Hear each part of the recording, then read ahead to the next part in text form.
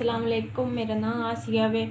मेरा वालिद पहले ही फौत हो गया सी ते मेरी माँ ने मेरा रिश्ता किया कि जाए ते वो पहले शादीशुदा सी। ओदा पहली बीवी च बच्चा कोई नहीं, मेरे को निक्का जिहा बच्चा हुण 3 साल हो गए मैनू छड्ड गया वा। मैं किसी दे बूहे ते रहिंदी सी, किराए दे मकान रहिंदी, दिहाड़ी कम करदी, शामी अपने बच्चे जोगा थोड़ा बाला कमा लैंदी सी।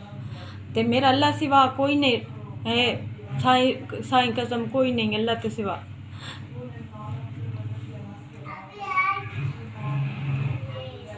जना छड़ गया वा वो पहली बीवी को रहिंदा, मेरी उस कदी बात नहीं पूछी। मैं अपने बच्चे तेरे मेरे काम करके ते बच्चे अपने नाल पेट पाल रही हैं। ते जे माँ प्यो अगे ही कोई नहीं, इस टाइम अल्लाह की ज़ात दा ही आसरा वे, मेरा कोई नहीं है किसी वाला सहारा।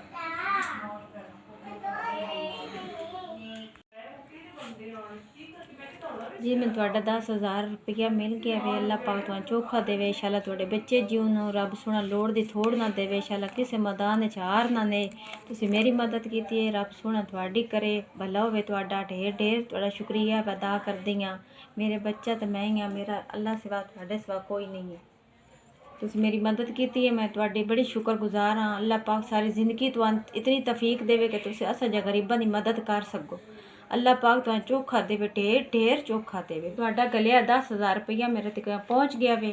अल्लाह पाक तुहानू चोखा देवे ते कदी इंशाल्लाह तुहानू थोड़ ना आवे।